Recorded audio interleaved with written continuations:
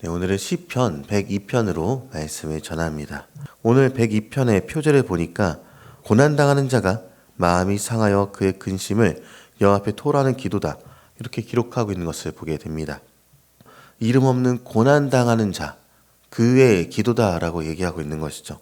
그래서 이 시를 읽으면서 어쩌면 이 시의 주인공이 내가 될 수도 있겠구나, 고통 속에 사로잡힌 누군가가 이 시의 주인공이 될 수도 있겠구나, 이런 생각을 할 수 있게 된다는 것이죠. 이 마음이 상하여 라는 말은요, 단순히 기분 좋지 않은 상태를 넘어서서요, 영혼이 쇠약해지고 희미해져가는 그런 깊은 절망 가운데 그런 상태를 얘기하고 있다, 이렇게 볼 수가 있습니다. 그의 근심을 토로한다라는 것은요, 어쩌면 잘 정돈된 기도는 아닐 수 있겠습니다. 시편 기자가 자신의 고통을 매우 처절하게 묘사하면서 드러내고 있는 그런 기도다라고 볼 수 있게 되는 것입니다. 3절부터 보니까 자신의 날이 연기같이 소멸하고, 또 4절에는 음식 먹기도 잊었고, 또 6절에 보니까 광야의 올빼미나 황폐한 곳의 부엉이같이 외롭고, 또 원수들의 비방거리가 되었다고 고백하는 8절의 내용이 있거나, 혹은 11절에 그의 인생은 기울어지는 그림자 같고 그는 풀처럼 시들어가고 있다, 이렇게 얘기하는 것처럼 아주 어려움을 토로하고 있다는 것이죠. 이것은요, 완전한 절망, 아무런 희망도 찾을 수 없는 그런 영혼의 상태가 여기 있다, 이렇게 보게 되는 것입니다. 자신의 비참을 쏟아냈던 시인은요, 12절에 보니까 조금 다른 모습을 보여주는데요. 우리 같이 한번 읽어보도록 하겠습니다. 여호와여, 주는 영원히 계시고 주에 대한 기억은 대대에 이르리이다. 아멘. 그러니까 나의 인생은 유한하지만 주는 영원하십니다라는 고백이 갑자기 터져 나오는 것이죠. 이것은 시인의 믿음의 전환이다, 이렇게 보게 되는 것입니다.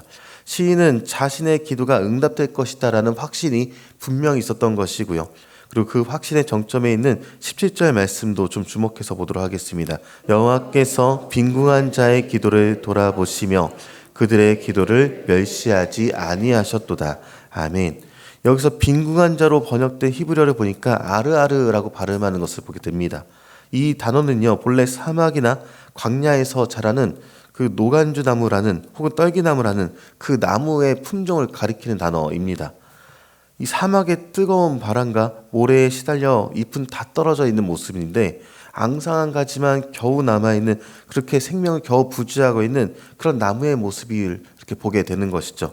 모든 것이 벗겨지고 아무런 방어막도 없이 황량한 벌판에 홀로 서 있는 모습이 바로 이 아르아르의 모습이 되는 것입니다.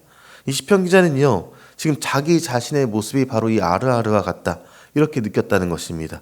건강도, 관계적인 모습도, 명예도, 소망도 다 빼앗기고 영혼이 벌거벗겨진 것 같은 그런 모습 속에서 하나님의 광야에 홀로 서 있다, 이렇게 얘기하고 있는 것이죠. 그런데 놀라운 것이 있다면 하나님께서는요, 그 아르아르, 그 벌거벗은 영혼의 기도를 돌아보시고 있다, 이것을 시인은 고백하고 있다는 것입니다.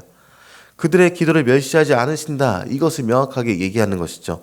세상은 성공하고 가진 자들을 주목하지만 우리 하나님께서는요, 모든 것을 잃어버리고 상실감에 빠진 아르아르와 같은 사람, 그런 사람에게 시선을 고정하신다는 것입니다.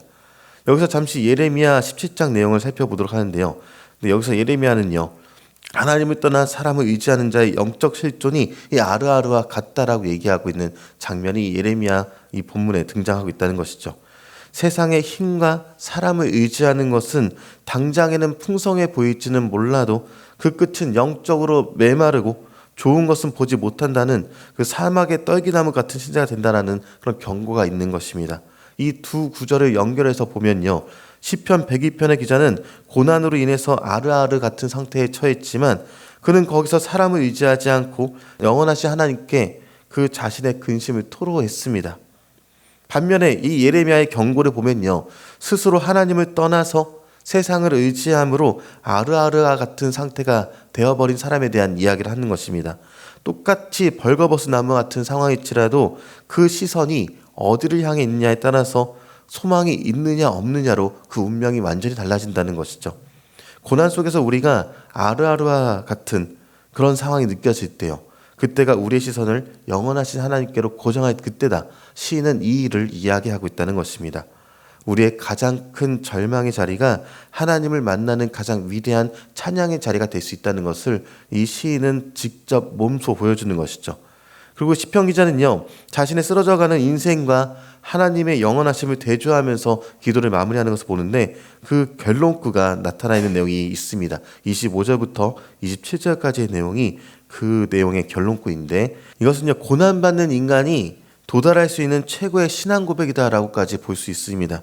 나는 비록 사라지는 연기처럼 그렇게 느껴지고 시드는 풀과 같고, 그렇지만 내가 믿는 하나님은 천지를 창조하셨고 천지 만물은 옷처럼 나이가 없어져도 홀로 영원하시며 변함이 없으시다, 이러한 고백을 하고 있다는 것이죠. 이 영원하신 하나님 안에 자신을 의탁하게 됐대요. 이 시인은 비로소 죽음을 넘어선 소망을 발견했다라고 말을 합니다. 그리고 히브리서를 보니까요, 1장 10절부터 12절까지 이 시편 102편 25절부터 27절의 내용을 인용하는 내용이 있는데요, 히브리서 기자는요, 이 영원하신 창조주 하나님에 대한 찬양을 아들 곧 예수 그리스도께 그대로 적용하고 있다는 것이죠. 이 선언을 보시기 바랍니다. 시편 기자가 고난 속에서 붙잡았던 그 영원하고 불변하신 창조주 하나님이 바로 우리를 위해서 이 땅에 오신 예수 그리스도시다라고 히브리서 기자는 명확하게 얘기하고 있는 것입니다. 시편 102편의 시인이 느꼈던 그 아르아르의 고통, 그 벌겨벗겨지는 절망을 예수님께서 친히 십자가에서 온몸으로 겪으신 것을 우리는 알고 있습니다. 모든 옷이 벗겨졌고 제자들에게 버림받으셨고 하나님 아버지로부터 외면당하신 듯한 가장 처절한 아르아르의 모습이 되셨던 것이죠. 왜 그러셨는가? 여기에 대해서 우리는 다 알고 있습니다. 바로 저와 여러분 인생의 광야에서 아르아르처럼 절망하는 우리를 구원하시고 우리의 영원한 소망이 되시기 위함으로 그렇게 버려진 나무와 같은 모습으로 보이셨다는 것이죠. 이제 우리의 소망은요, 막연한 영원성이 아니라 인격이신 예수 그리스도 안에 있음을 우리는 다시 한번 살펴봅니다. 우리의 삶이 어떨 때는 연기처럼 허무하게 느껴질 때가 있을 것이고 풀처럼 시들어져가는 것을 느낄 때도 있을 것입니다.